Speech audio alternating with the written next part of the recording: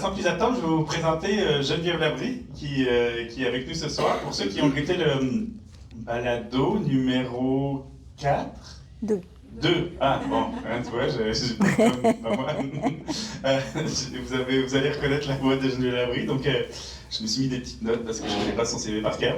Donc, dans les années 2010, Geneviève Labrie a mené des recherches qui ont mis en évidence l'inefficacité des traitements insecticides enrobant les semences, donc les fameuses semences néonicotinoïdes, mais aussi autres, pour lutter contre les insectes ravageurs. Cependant, ces travaux n'ont pas pu être publiés lorsqu'elle s'est heurtée en fait à un frein ou un mur de la part de son employeur, qui à l'époque était le Sérum, qui est un centre de recherche principalement financé par le public. Elle va revenir un peu sur les détails de pourquoi cette étude n'a pas pu sortir dans son centre de recherche à l'époque. Et malgré les intimidations qu'elle a subies, elle s'est tenue debout et a finalement réussi à sortir ses études dans une autre revue de scientifique. Elle est maintenant chercheuse associée principalement à l'UQAM. Et bienvenue, merci beaucoup d'être là. Je sais que tu as un gros emploi du temps. On parlait juste avant des vacances et qu'on a tous hâte, donc merci de prendre ce temps précieux là pour venir avec nous. Et je commencerai peut-être par te demander de te présenter pourquoi, c'est quoi ton métier. J'ai essayé hier de prononcer plusieurs fois entomologiste et je me suis trompé, donc explique-nous qu'est-ce que fait un entomologiste et pourquoi tu as décidé de devenir entomologiste. Bien, merci beaucoup de l'invitation. Ça me fait plaisir d'être ici. Moi, je suis entomologiste. Une entomologiste, c'est une biologiste de formation qui s'est spécialisée dans l'étude des insectes. Donc, c'est ça, entomologiste. J'ai toujours aimé la nature, puis j'ai fait toutes mes études en sciences pures. Après ça, j'allais faire un bac en bio, une maîtrise en biologie, puis je me suis rendu compte que j'aimais vraiment beaucoup les insectes. Et j'ai continué au doctorat après à l'UQAM ici à Montréal. J'ai travaillé sur la coccinelle qui envahit vos maisons. Je pense que vous la connaissez tous. La coccinelle asiatique venait d'arriver au Québec puis on ne comprenait pas pourquoi elle était là. Donc j'ai travaillé sur ce sujet-là. Puis par la suite, j'ai fait un autre projet de recherche avec des producteurs en agriculture biologique. Puis, il y a au ministère de l'Agriculture, ils ont vu mes recherches qui sortaient un petit peu de la boîte, qui étaient un petit peu différentes de ce que les autres faisaient, qui travaillaient sur les pesticides. Je travaillais sur des aménagements là, dans les grandes cultures. Puis, on dit « Hey, on a besoin d'un entomologiste au sérum ». Puis donc, ils m'ont comme un peu installé en 2008 comme entomologiste. Ils ont dit hey, on va faire un projet, puis tu vas pouvoir être entomologiste dans ce centre de recherche-là. Il n'y avait aucun entomologiste qui travaillait sur les grandes cultures au Québec à ce moment-là.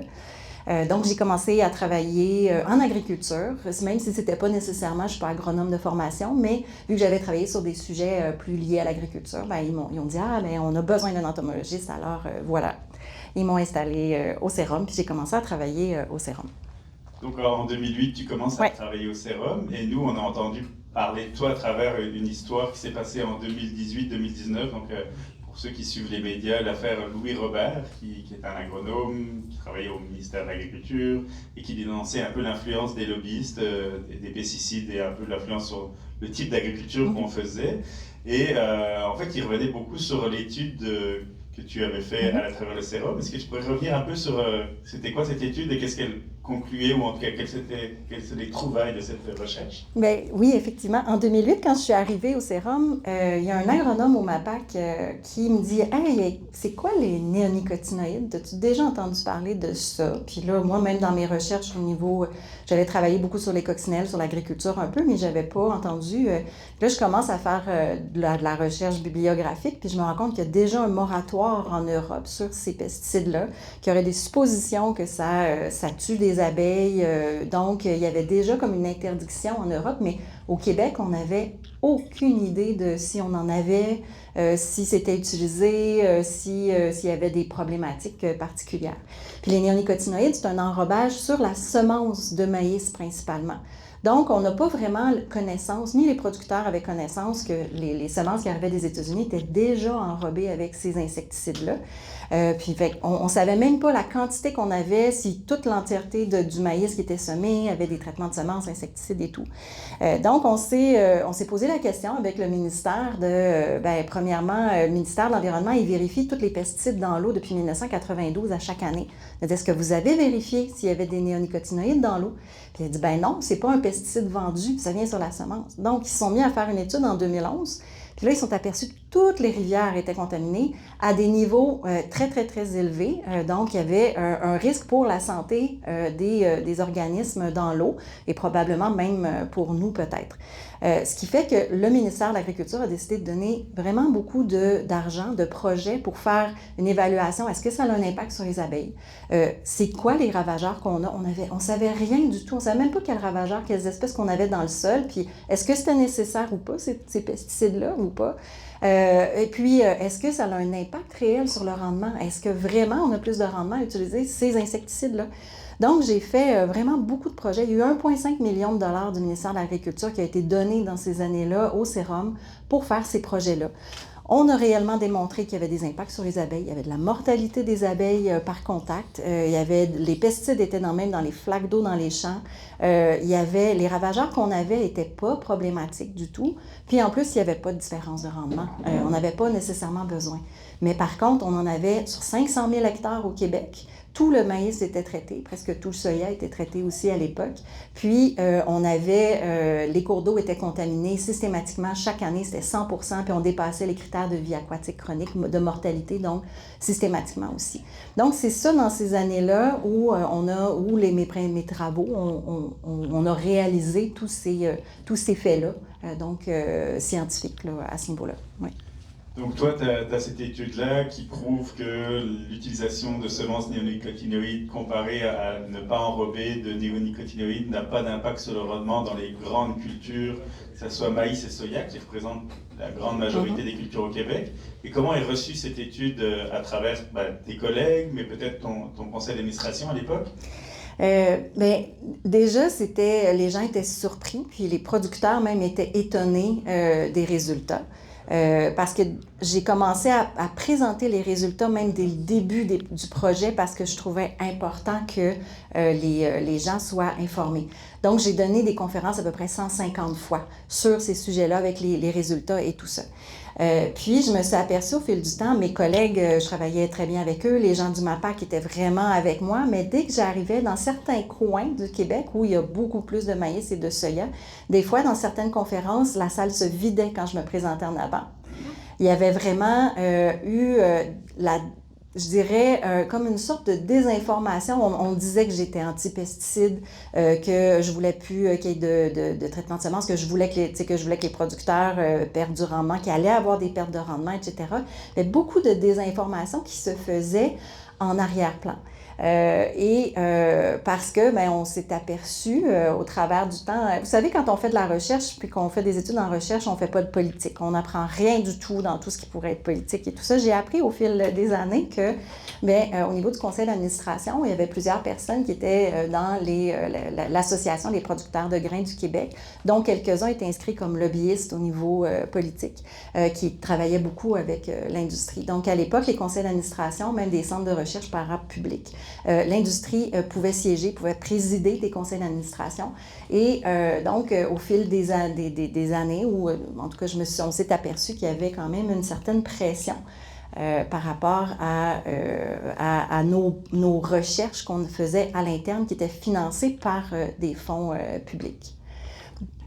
Donc là, en fait, tu essaies de sortir cette étude, tu sens une pression, autant une sorte d'intimidation quand tu es dans tes conférences, parce que faire une conférence pour annoncer tes recherches, tout ton travail, et là tu vois que ça se vide, tu vis ça comment quand les gens s'en vont? Tu vis ça comment quand ton conseil d'administration n'a pas l'air d'être très content de tes études? Toi, Oui, en fait, il y a eu plus que ça, là. On a des fois mon président de conseil d'administration qui vient s'asseoir dans mon bureau pour me dire hey, tes recherches, ton protocole, tes résultats, on n'est pas tout à fait en accord. Mon directeur qui me dit tu vas aller t'asseoir avec l'entomologiste de la compagnie des néonicotinoïdes pour discuter de ton protocole de recherche. Et oui, mais non. Il voulait faire des projets, signer des ententes de confidentialité comme quoi on ne peut pas ne même plus travailler pendant 5 ans ensuite sur sur ces sujets-là. Donc, une pression à un moment donné de mon directeur qui disait, ben non, tu ne pourras pas présenter tes résultats. Puis là, ben, dans ce cas-là, moi, ce que je faisais, c'est que j'appelais au ministère de l'Agriculture pour dire, hey, on m'interdit à l'interne de publier ou de présenter les résultats, mais c'est des fonds publics, qu'est-ce que je fais?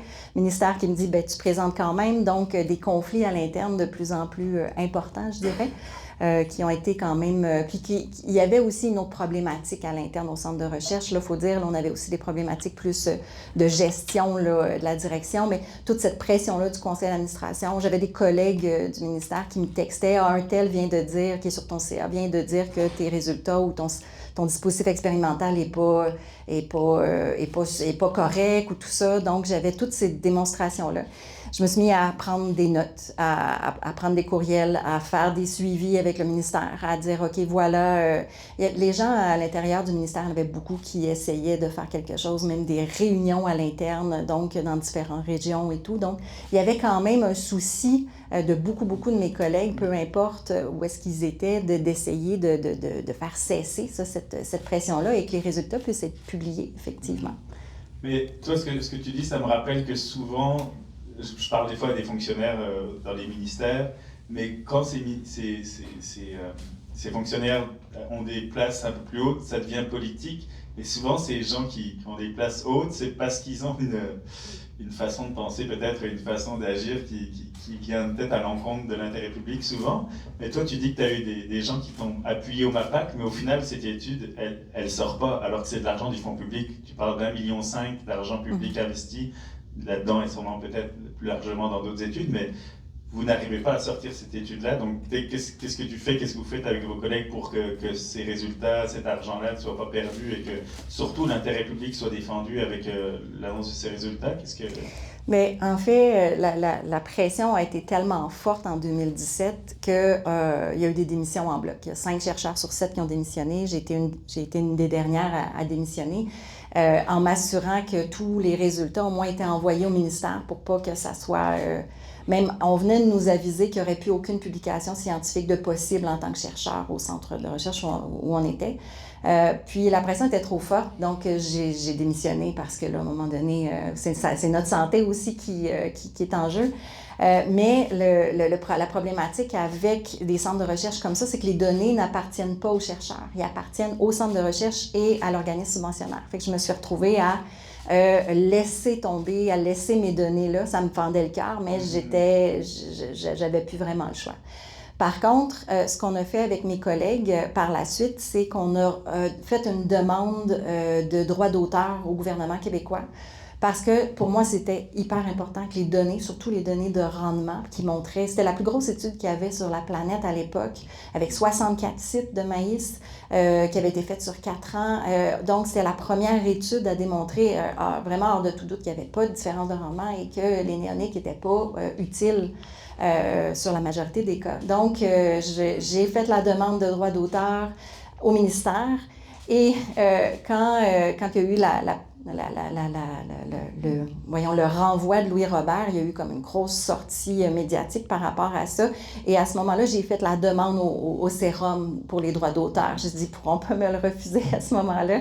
Et donc, j'ai pu publier l'article par la suite dans une grosse revue. Mais j'ai eu l'aide beaucoup de ma collègue Annie-Ève Gagnon, qui est au Agriculture Canada maintenant, qui m'a vraiment beaucoup soutenue. Puis d'autres collègues aussi qui sont co-auteurs de l'article. Même les frais de publication ont été payés par Agriculture Canada à ce moment-là. Ah oui, OK. Oh! Oui. C'est drôle, c'est une information que je ne connais pas, mais je suis content de voir qu'Agriculture Canada peut payer des études qui mettent de l'avant une utilisation plus faible des pesticides. Mais les chercheurs d'Agriculture Canada puis l'ARLA, c'est deux choses, hein? C'est pas... Oui, non, mais oui. C'est un autre débat, effectivement. On verra, là, il y a des nouvelles élections, on verra les nouvelles directions des ministères de l'Agriculture et de la Santé. Donc, tu as tes collègues scientifiques qui t'ont soutenu. Publiquement, est-ce que tu as senti, parce que tu sentir dans son travail une pression, une dévalorisation de son travail et en fait une intimidation complètement, en tout cas, une pression éhontée et autres. Est-ce que le fait que publiquement ça soit sorti, est-ce que tu as senti un appui public de ta famille qui ne savait même pas prononcer peut-être comme moi le mot entomologiste, qui apprenait qu'est-ce que tu faisais, qu'est-ce que tu vivais? Est-ce que le réseau autour de toi ou les réseaux existants ont aidé dans cette démarche pour essayer de passer à travers? Oui, bien, en fait, l'histoire qu'il y avait déjà au Sérum et tout ça, il y avait des journalistes qui étaient en arrière-plan de la presse du Devoir qui travaillaient très fort sur le dossier pour accumuler vraiment beaucoup de preuves. Ils font un bon travail d'enquête, puis ils publient rien si c'est pas solide, là. Donc, ce qui fait qu'ils ont vraiment été de support pour publier ces informations-là qui se devaient d'être mises un peu sur la place publique parce qu'il y avait des problématiques quand même importantes dans un centre de recherche parapublic. Puis, c'est sûr qu'on n'était pas... Moi, je connaissais pas la protectrice du citoyen. Tu sais, on l'a comme découvert avec Louis Robert, puis par la suite, ils sont venus vraiment, après ça, s'informer, puis mettre sous enquête, et il y a eu vraiment des résultats assez... qui ont été assez concluants finalement sur ce qui s'est passé. La protectrice du citoyen a sorti un rapport l'année dernière, en 2023. Oui, c'est ça, 2023. Donc, il y a eu ce soutien-là aussi de dire, finalement, tout ce qui a été fait, ça n'a pas été fait pour rien. Parce que moi, dans ma tête, quand j'ai quitté le Sérum, j'ai dit, je viens de perdre 10 années de ma vie, c'est triste, des résultats de recherche qui ne sont jamais publiés, tout ça. Donc, ça a été quand même aussi de ce support-là. Dans ma famille, évidemment, ils ont toujours été très, très présents, là. Mon fils aîné m'a dit, quand j'ai démissionné, c'est la meilleure décision de ta vie, maman, rends-toi plus malade comme ça.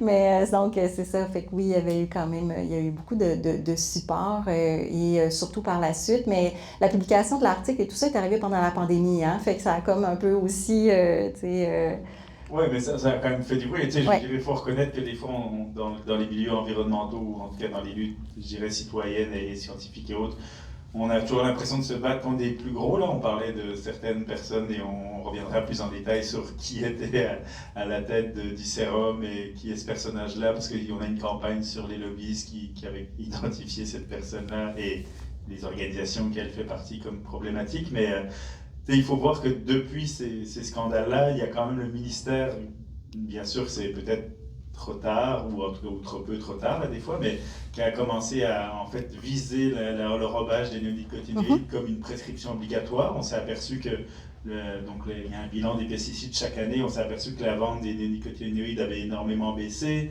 Bien sûr, il y a eu le fait qu'on aille vers une autre semence, les diamides, en fait pas une autre semence, mais une autre molécule insecticide enrobage.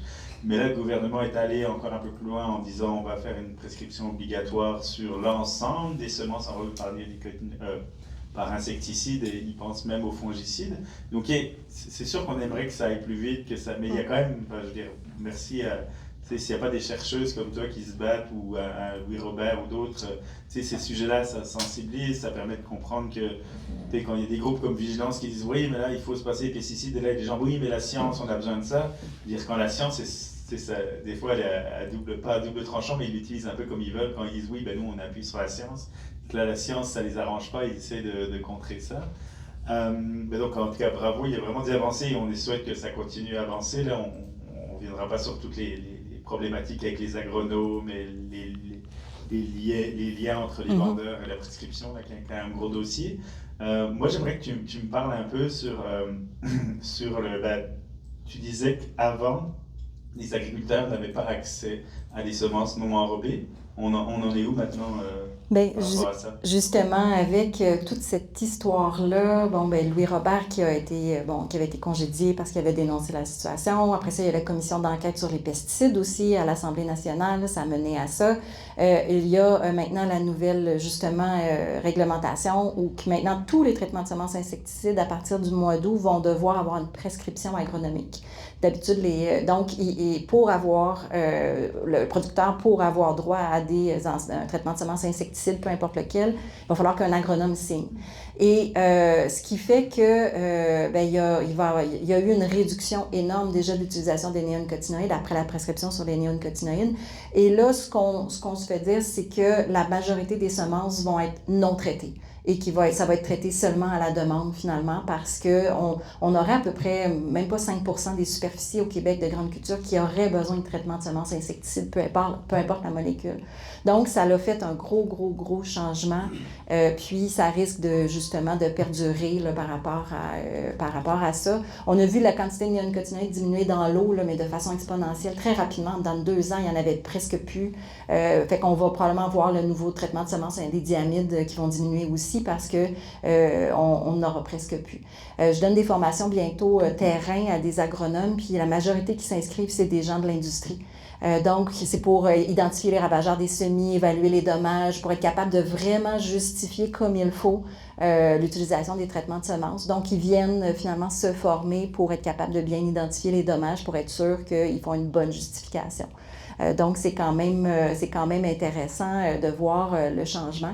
On est les seuls en Amérique du Nord à avoir une réglementation de ce genre-là. Même les États-Unis nous font faire des témoignages État par État présentement pour essayer de faire des réglementations sur les néonicotinoïdes, eux autres, parce qu'ils n'ont pas de réglementation globale. Donc, c'est un État après l'autre. Donc, il y a vraiment, on est comme leader au Québec par rapport à ça. Il y a eu d'autres changements aussi. Les conseils d'administration dans les centres de recherche qui ont été complètement changés, les règles d'éthique qui ont été vraiment... maintenant, tous les chercheurs ont un cours d'éthique, donc des signatures aussi au niveau de l'éthique à la recherche par rapport à ce qu'ils vont faire comme recherche. Donc, il y a eu vraiment des modifications assez importantes depuis toute cette histoire-là, ce qui est très, très positif, puis qui mène aussi à ce que les autres, soit provinces ou États des États-Unis, nous regardent un peu avec envie, je pense. Oui, ben en tout cas, merci, bravo pour tout ce courage-là. Mais je trouve ça ironique dans le processus où d'un seul coup, tu as des propos, en tout cas des études qui dérangent l'industrie. Certaines personnes, là, ils viennent critiquer, dire que en tout cas, c'est pas des bonnes études, tu comprends pas. Et que là, quelques années plus tard, ils se forment à travers tes formations pour essayer de comprendre. Ça leur a pris du temps à comprendre. Et en tout cas, je trouve que le processus est assez symbolique, là. Maintenant, ils sont comme obligés d'accepter la vérité, de se dire, oui, en fait, elle avait raison. Et maintenant, on est obligé de se plier à ces règles-là. C'est vraiment des luttes qui prennent du temps, mais et aussi du courage surtout. Oui. Mais dans les avancées qu'on a vues, peut-être revenir rapidement, nous à Vigilance, c'est notre 15e AGA. Bien sûr, au début, j'arrivais, je ne connaissais pas grand-chose, je regardais l'étiquetage, on parlait d'OGM, c'est quoi, c'est où. Bon, on s'est rapidement intéressé aux pesticides parce que les OGM sont faits pour vendre des pesticides et malheureusement, ça fonctionne bien, c'est les mêmes entreprises. Et on s'est vite vu aussi qu'il y avait une sorte de stratégie de nombreuses entreprises, de fausses OBNL qu'on appelle, d'associations d'agriculteurs mais qui ne sont pas vraiment des agriculteurs, ou sur les CA, c'est les compagnies vendeuses de semences ou vendeuses d'OGM. Et on a essayé de cartographier ça et on s'est intéressé au Québec à travers la loupe du cas du sérum dont tu fais partie, mais aussi du cas de l'affaire de Louis Robert. Et je pense que c'est intéressant parce que nous, ce qu'on a vu, c'est que au Québec, il y a l'ordre des agronomes, donc on en parlait, maintenant ils sont obligés de prescrire. Et moi, ce que je trouvais fou, c'est qu'un ordre professionnel au Québec, sa principale mission, c'est de protéger l'intérêt du public. Et là, ils prescrivent en masse, en tout cas, où les gens utilisent des néonicotinoïdes, et ton agronome te dit que c'est bon, et d'un seul coup, on lui dit « Ah, maintenant, tu dois justifier agronomiquement pourquoi tu dois en mettre ou pas ?» Et d'un seul coup, ils n'arrivent plus à justifier, et ça chute. Bon, comme on a dit, ça vient vers d'autres molécules, mais c'est là que je me rends compte du pouvoir des lobbyistes et des vendeurs, parce que c'est sûr qu'on a beau dire qu'on essaie de travailler de la façon la plus éthique, si ton salaire, ton revenu dépend de ce que tu vas vendre ou pas, et que tu es dans je dirais, une culture où il faut nourrir le monde, il y a tous ces mythes aussi, et c'est important, c'est une assurance. Si on ne met pas de néonicotinoïdes, ça va casser tes rendements. Et ça prend vraiment beaucoup de courage d'aller à contre-courant, parce que ces discours-là, on les entend beaucoup. Et au sérum, à l'époque, donc c'était...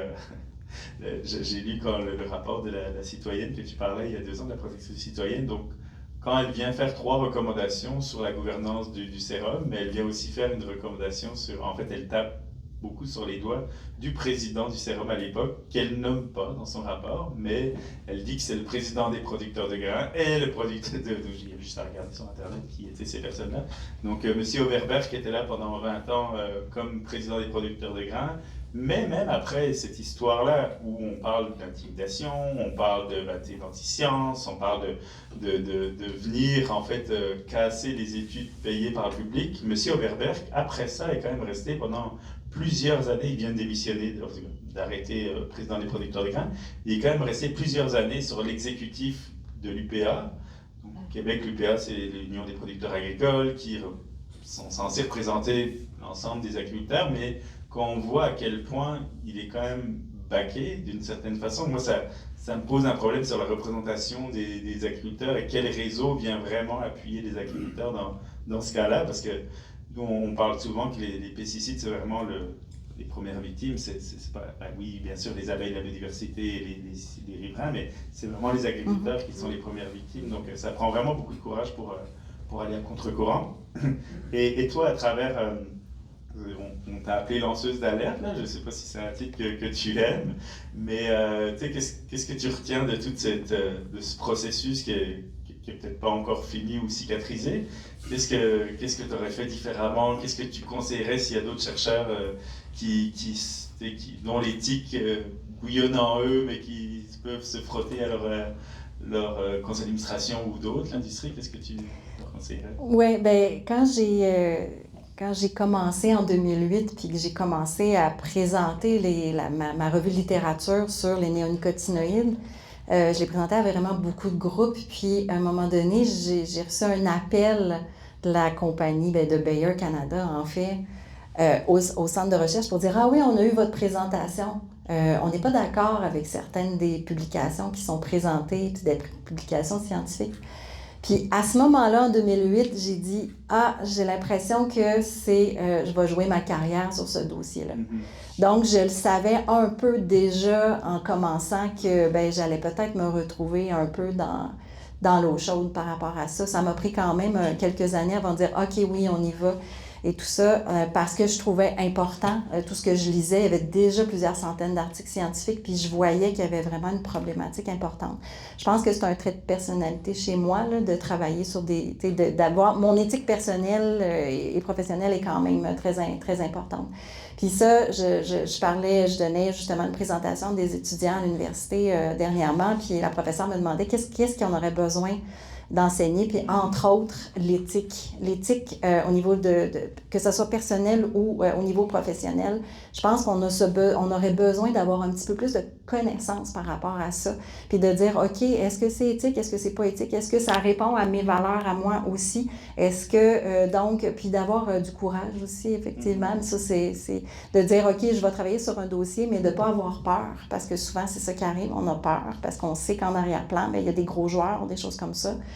Donc, ça aussi, c'est quelque chose qu'il faut ne pas avoir peur. Puis, on l'a vu, il y a quand même des mécanismes de protection qui sont en place, qui font que on a par la suite, là, il y a des choses qui peuvent changer, peut-être au Québec plus qu'ailleurs, mais c'est ça. Mais des histoires comme ça, j'en ai entendu de beaucoup de collègues scientifiques, là. Je ne suis pas la seule à avoir vécu ça un peu partout. Donc, je pense que c'est ça. Puis, de ne pas avoir peur de parler, de dénoncer.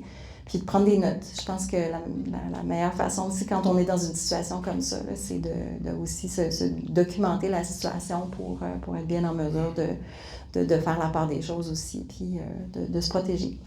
Donc, à refaire, tu refais le même processus? Non. C'est correct pour celui-là. C'est correct pour celui-là. Non, mais probablement que je le verrais différemment aussi, moins s'impliquer personnellement, là, au niveau émotivement, parce qu'on est comme choqué par la situation. Donc, de prendre un peu de recul par rapport à ça. Oui, c'est ça. Mais au final, ce qui est fou, c'est que des fois, il y a des luttes qui se finissent pas avec des victoires ou des avancées, mais dans ton cas, en tout cas, c'est flagrant toute la sensibilisation, toutes les avancées réglementaires qu'il y a eu. Oui, puis si ça peut aider d'autres aussi à dire « Ah oui, c'est possible qu'il y ait des changements par rapport à quand on lance une alerte comme ça », effectivement, je pense que ça peut être une belle histoire. Oui. Et plus généralement, ce serait quoi Et nous, on regarde un peu le bilan des pesticides depuis qu'il existe, pas depuis qu'il existe, mais ils ont les chiffres depuis 92. Toi, ton regard sur l'agriculture d'une façon générale, là, au-delà de l'enrobage de semences et sur les pesticides, est-ce que tu vois qu'on va dans la bonne direction? Est-ce que tu vois que, tu sais, je sais pas, il faudrait changer de paradigme, des règlements? Est-ce que tu as une réflexion par rapport à ça? Tu es optimiste ou... Mais on le voit sur le terrain, les producteurs, déjà la nouvelle génération, ils changent vraiment beaucoup leur approche. Beaucoup plus de transition vers l'agriculture biologique ou dans tout ce qui est... Ces temps-ci, je travaille avec beaucoup de producteurs, des cohortes biodiversité, aménager des bandes fleuries, des brise-vents, des cultures de couverture, essayer de réduire l'utilisation du glyphosate en mettant du seigle puis en le roulant avant de semer. Il y a vraiment un intérêt puis aussi un support du ministère, les agronomes et tout. Donc, il y a un engouement par rapport à ça, à la protection de l'environnement, à réduire les coûts, tout ça. Les jeunes sont plus conscients aussi de tout ça, puis de l'impact des pesticides sur leur santé, sur la santé des enfants et tout ça. Fait que, puis je trouve au Québec, peut-être particulièrement, on a quand même une différence. On fait les choses différemment en général du reste du Canada, puis des États-Unis au niveau agricole. Puis il y a vraiment... Je suis quand même assez optimiste.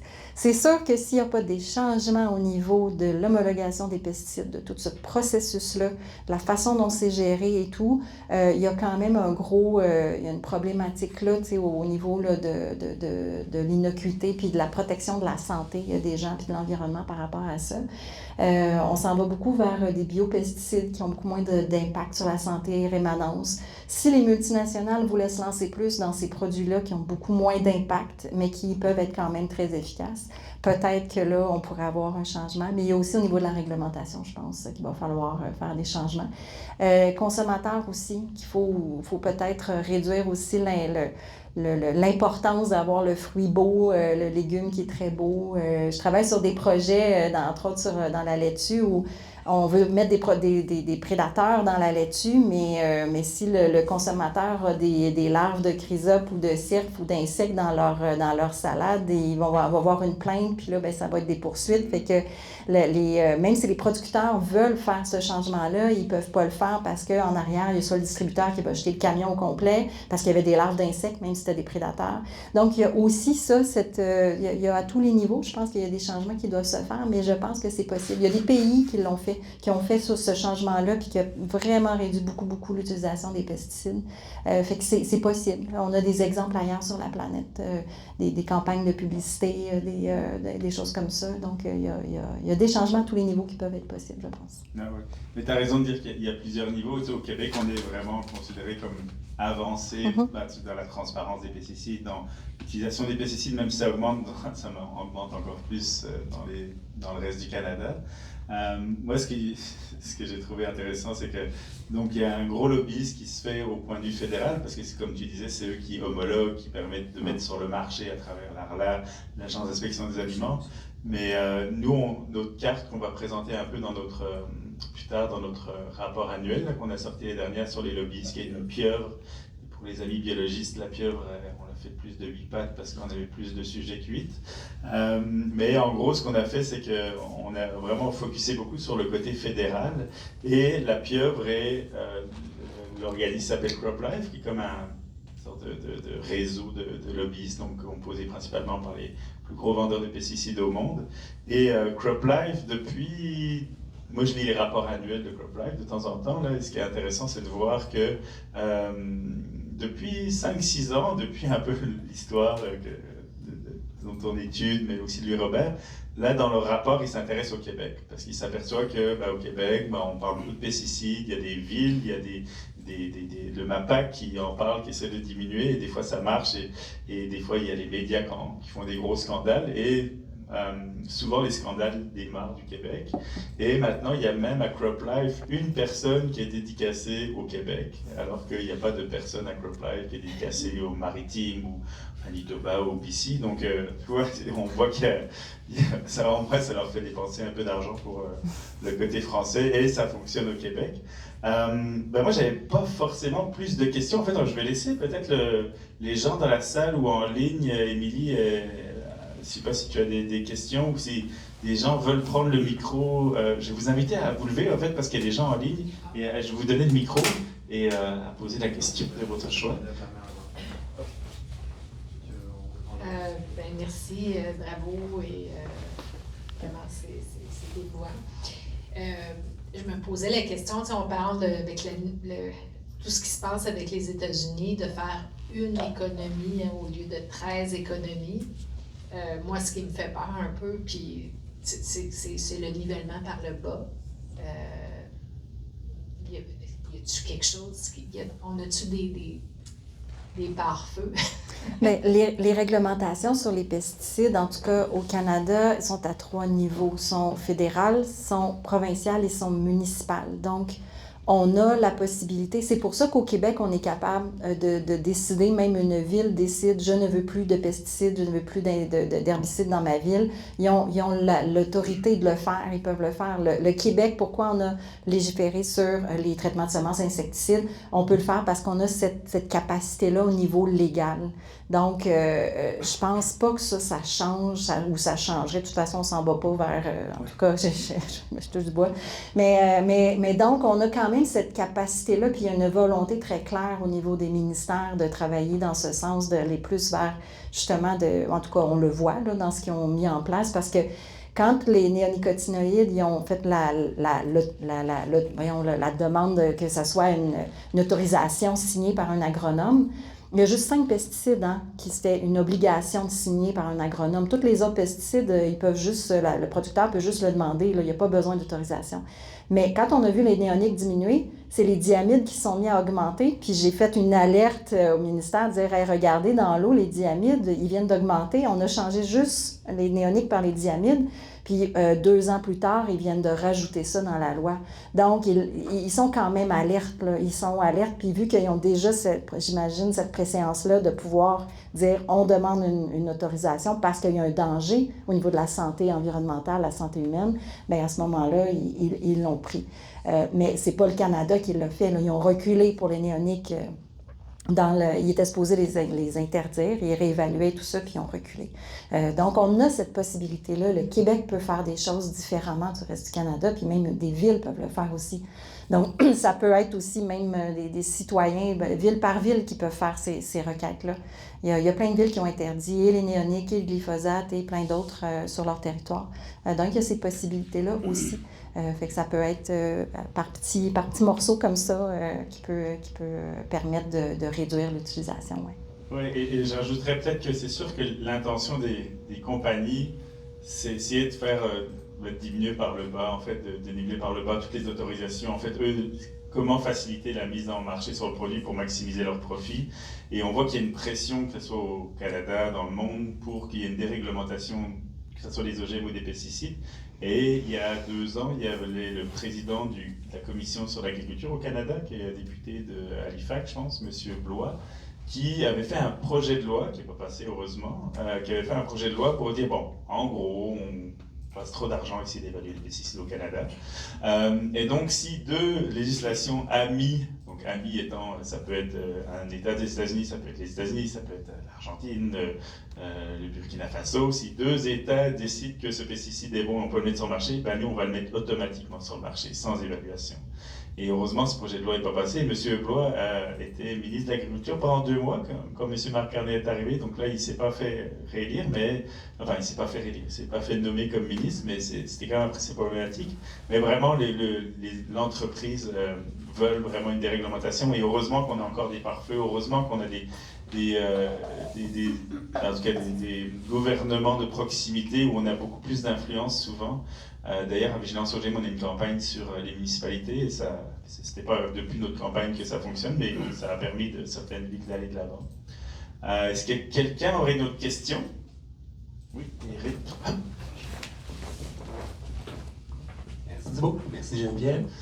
Je me demandais, tu sais, ton dada, ça a vraiment été les néoniques, les varietés de fer, les emballages de semences. Toi, tu as été fort, tu as réussi à lancer l'alerte quand même. As-tu vent de d'autres collègues qu'eux, ils n'ont pas été aussi forts que toi, que pour d'autres raisons, ils ont reculé et il faudrait peut-être plus rechercher? Au niveau des pesticides? pesticides, l'agriculture. Bien, il y a eu d'autres sujets, là, que ce soit surtout au niveau des fertilisants là, au Québec. Là, tout ça, l'azote, c'est quelque chose, c'est tout un dossier aussi. C'est moins les pesticides, mais c'est quand même une autre industrie. Là.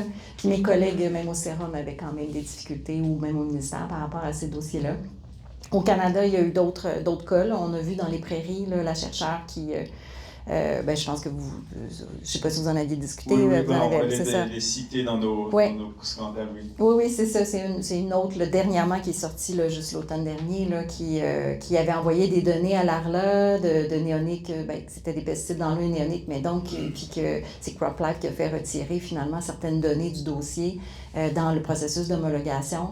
C'est sûr que les collègues parlent un petit peu de pression par rapport à certains de leurs sujets, mais des gros dossiers comme ça, j'ai pas eu vent nécessairement là, par rapport aux pesticides. Merci. Est-ce qu'il y a d'autres questions? Peut-être dans Yves, ou autrement dans en ligne? J'ai plus de facilité à écrire qu'à parler, mais je vais essayer quand même. La question qui nous a été posée, comment freiner les interventions des lobbies? Moi je réponds, comment empêcher le laxisme de nos agences? C'est elles effectivement qui autorisent facilement, avec des pressions ou sans pression même, la production, l'usage et des seuils qui seraient quand même pas intéressants pour le vivant. C'est ça la question. Bien, ils ont tenté de mettre en place un comité d'experts au niveau de l'ARLA, justement. Puis il y a un chercheur qui a démissionné, justement, en dénonçant le manque de transparence et tout par rapport à l'agence de réglementation. Donc, c'est sûr qu'il y a quelque chose qui doit être fait. Tu sais, même, il y avait eu des enquêtes par rapport au fait que les néonicotinoïdes avaient été homologués de façon temporaire pendant 12 ans parce que la compagnie n'apportait pas les données d'innocuité sur les abeilles, entre autres. Puis ça, il y a le gouverneur général qui a fait après l'enquête, OK, vous n'avez plus le droit de faire ça parce que, donc, il n'y a plus aucun pesticide qui est homologué de façon temporaire maintenant. C'est vraiment une homologation complète. C'est certain qu'il y a quelque chose, il faut qu'il y ait plus de transparence, qu'on ait accès aux données. On n'a pas accès. On peut aller vérifier les données en tant que chercheur à Ottawa, mais on n'a pas le droit de prendre de notes, de prendre de photocopies, de prendre de photos, de quoi que ce soit, donc ni d'en parler.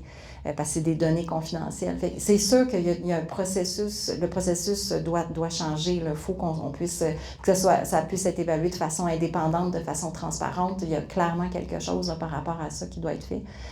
Puis ça, c'est au plus haut niveau. Là. Mais c'est ça, c'est clair qu'il faut le demander. Je pense qu'il peut y avoir des pressions pour qu'on ait accès à ces informations-là, que ça soit vraiment transparent comme processus. Puis évidemment, qu'il n'y ait plus d'accès nécessairement des lobbyistes directement aux sous-ministres, comme il y avait à l'époque, qui doit encore, je ne sais pas si ça se fait encore, mais c'était une des problématiques qu'on avait dans le dossier avec les néonicotinoïdes. Je recevais des appels des fois du ministère qui me disaient hey, « Là, on va rencontrer un tel, on aurait besoin d'informations par rapport à tes recherches, il faut qu'on soit solide pour défendre ton projet, des choses comme ça. » Donc, c'était des choses qui arrivaient quand même assez fréquemment, surtout là, dans les 2 dernières années. Là. Fait que c'est sûr que ça, faut que ça cesse. Je ne sais pas si ça a été resserré à l'interne au niveau du ministère, mais il y a clairement quelque chose à faire aussi par rapport à ça. Là. Oui, tu sais, c'est un peu l'équation que beaucoup de groupes essaient de résoudre, là, comment améliorer, que ce soit dans l'évaluation environnementale de pipeline ou pas de pipeline, ou l'évaluation des pesticides. C'est pas il n'y a pas d'équation claire. Des fois, c'est vraiment de la chance. Des fois, tu sais pas pourquoi ils avaient juste ça sur leur dossier. Des fois, c'est les médias. On s'est aperçu que les médias, quand il y a un Trump qui dit quelque chose, là, tu n'as plus de place pour parler de tes dossiers que tu penses importants. La sensibilité de certains fonctionnaires, le courage de certains scientifiques. Et oui, vous, en tant que... je ne vous limite pas en tant que public et citoyen, là, mais vous êtes beaucoup d'autres choses, mais ça aide quand même de téléphoner, d'envoyer des courriels, de parler. C'est juste sensibiliser son entourage, montrer que ça fait des différences aussi. Je pense qu'il y a un découragement. Moi, ça fait longtemps que je travaille dans le milieu environnemental et c'est pas facile. Il y a plein de luttes. Tu sais pas, des fois, il y a beaucoup de gens qui luttent aussi pour arriver à la fin du mois. Là. C'est pour ça aussi qu'on parle souvent fin du mois, fin du monde, même combat. Je pense que les enjeux sont très liés dans le fait qu'on a un système qui essaie de grappiller de plus en plus l'argent et les ressources qui sont là de moins en moins. Et ça épuise la terre, mais ça épuise les corps et l'esprit. Donc, c'est pas facile. On essaie de faire, nous, à Vigilance, ce qu'on peut de mieux. Là. On est 3 actuellement. Mais oui, on a des boîtes d'outils pour pousser les ministères. Et au Québec, pourquoi ça fonctionne mieux? Je pense que tu as une population qui est, en tout cas, plus allumée dans ces dossiers-là. Et on a un écosystème qui est profitable. Mieux qu'ailleurs, moins bien que peut-être dans d'autres endroits, mais essayons d'appuyer là-dessus et d'avoir des luttes solidaires parce que tout est lié pour avancer au mieux. Peut-être grâce ou à cause de Vigilance OGM. Mais je trouve qu'à 3 personnes, vous faites vraiment beaucoup quand même. Puis... Bientôt 4, peut-être dans cette salle, la 4e.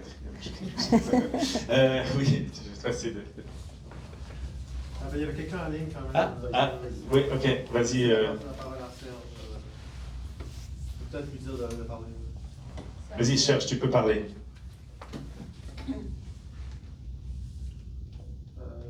On l'entend pas. Serge, ton micro, un classique. Non, Non, Serge a disparu. c'est moi.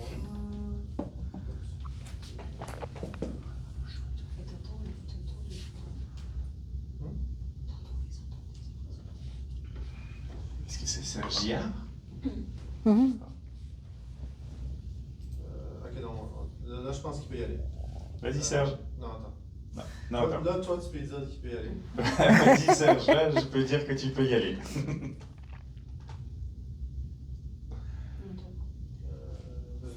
Je ne vois pas de parler non plus. On va prendre la question à l'interne et tu peux l'écrire peut-être dans le chat et on va la poser à Geneviève.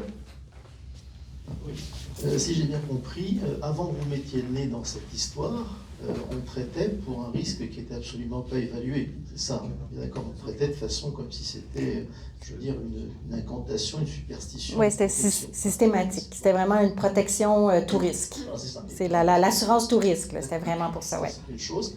Après, le président du Sérum vous a fait des remarques sur votre protocole d'études alors qu'il n'a aucune compétence pour le faire. Une, de son cursus. Est-ce que les remarques de Bayer étaient justifiées, argumentées scientifiquement? Deuxième question. Et puis la troisième, c'est bien une revue, un comité de lecture dans laquelle vous avez publié. Donc ça a été revu par des pairs. Est-ce qu'ils ont fait des remarques sur votre protocole? Est-ce que vous avez eu après des commentaires, des lettres à l'auteur qui étaient sous forme de critique?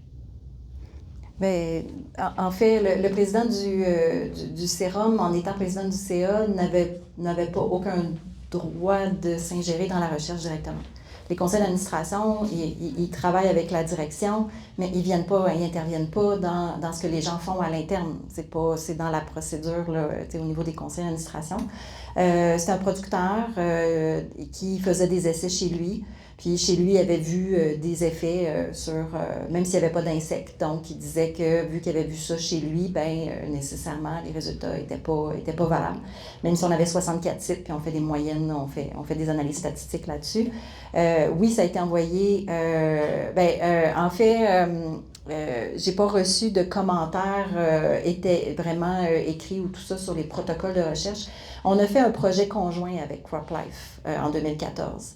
Puis nous, quand on a vu les résultats, on a été sur les sites d'études, puis on leur avait fait des commentaires sur plusieurs, parce que c'est eux qui avaient fait les essais, puis on avait fait des commentaires à l'effet que, on n'était pas, il y avait certains des sites qui n'étaient pas vraiment bien là, au niveau des essais, qui n'avaient pas été bien semés et tout ça.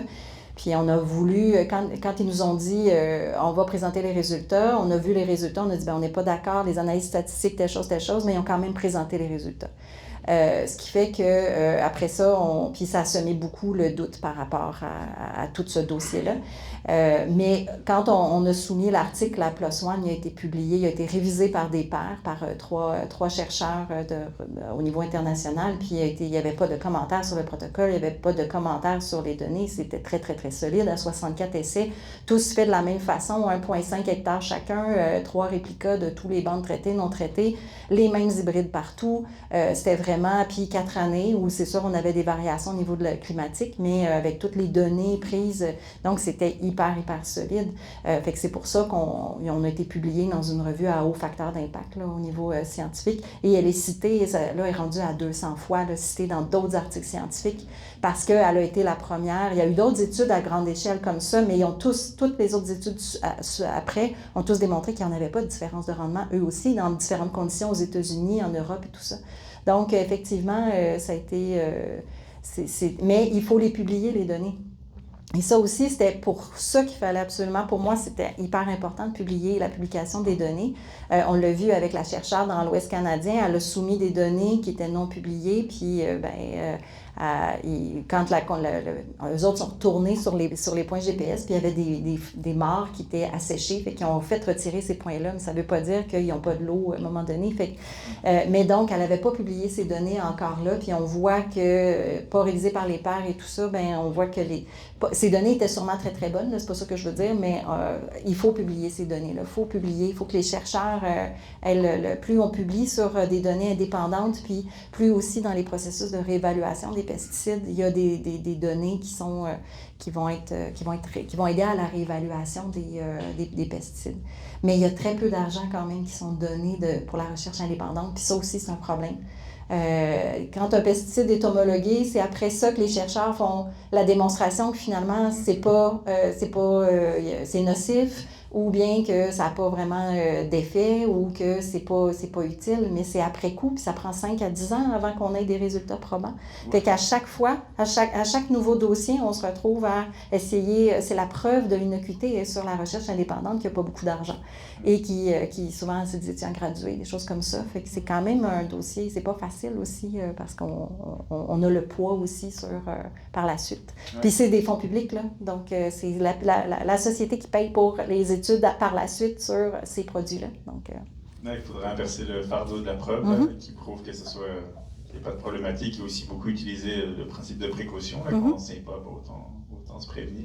Surtout que c'est pas comme si il n'y avait pas d'alternative aux pesticides. Oh, il y en a. Tu as prouvé qu'on pouvait se passer des néoniques, mais ce n'est pas les seules molécules qu'on peut se passer en totalité ou en partie. C'est ce que montrent d'autres études. Une question ici. Oh, oui, en ligne. Alors, Serge.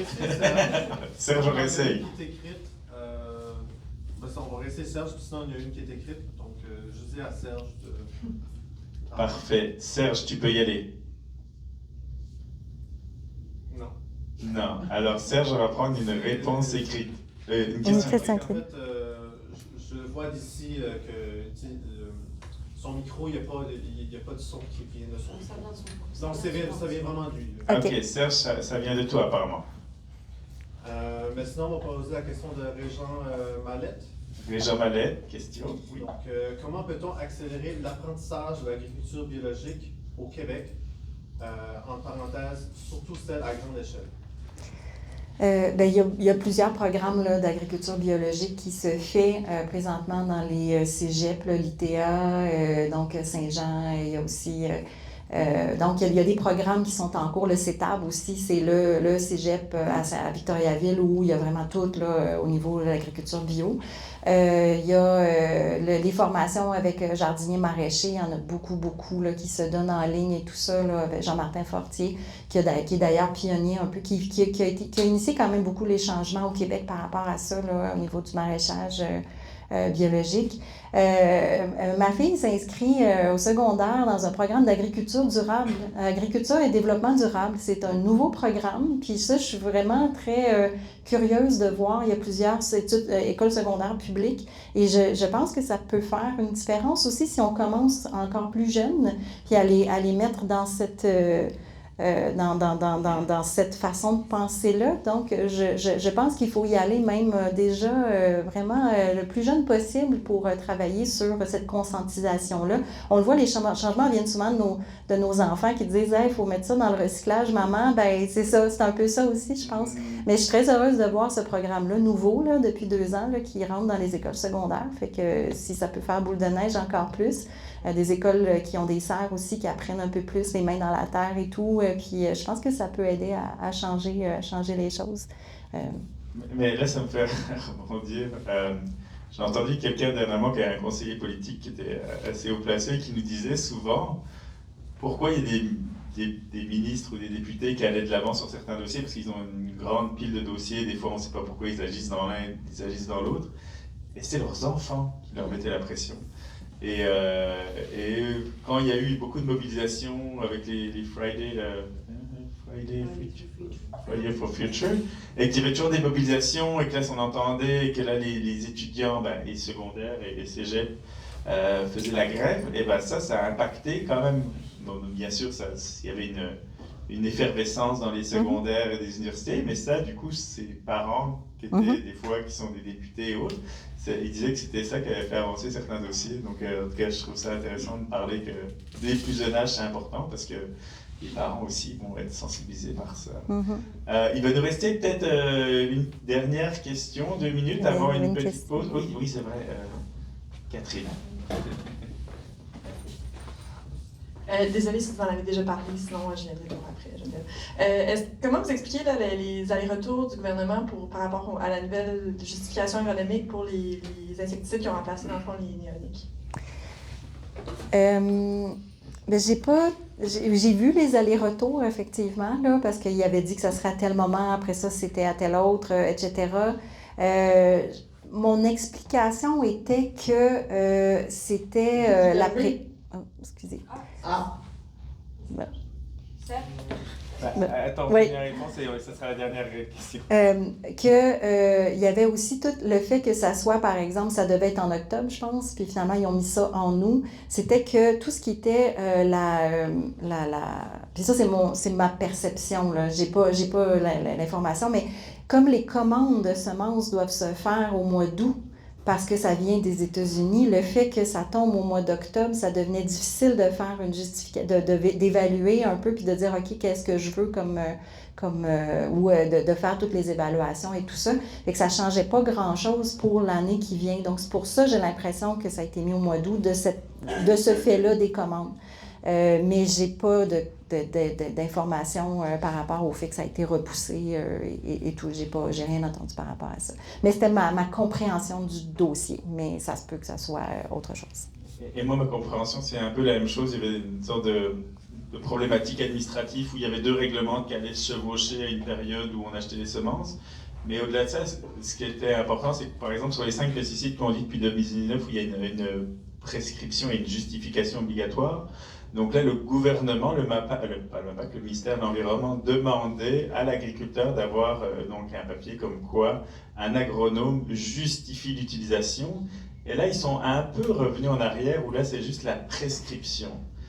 Mais moi, je ne suis pas agronome, mais pour moi, donc ça veut dire que c'est comme si le gouvernement ne va pas exiger le papier qui justifie, mais il considère qu'avec uniquement la prescription, l'ordre des agronomes gère la justification. Mais pour moi, je ne comprends pas si tu prescris, donc tu justifies, donc on va envoyer un PDF de 2 pages ou de 5 ou 15 pages. Mais là, il y a un petit recul, et en fait, ce recul-là a été demandé par l'UPA.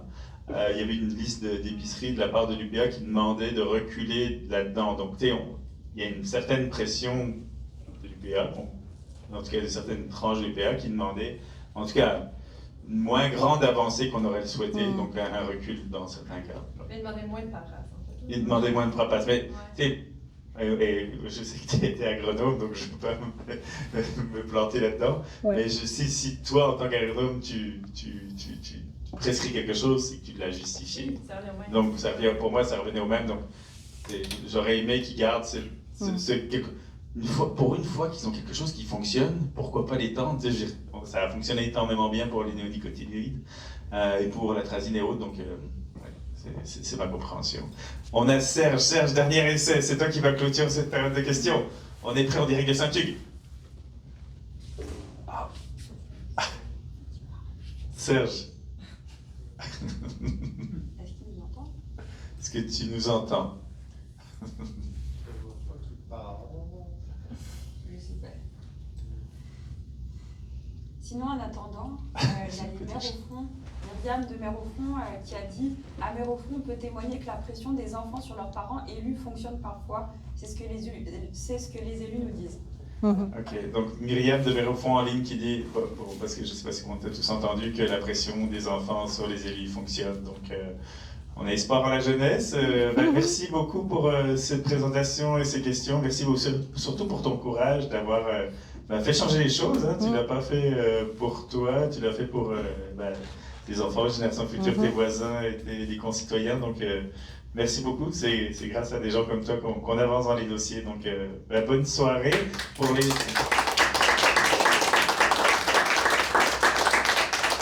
Merci à vous. Vous êtes là, puis vous faites beaucoup de travail, puis vous, justement, c'est grâce à vous aussi là, que les choses avancent.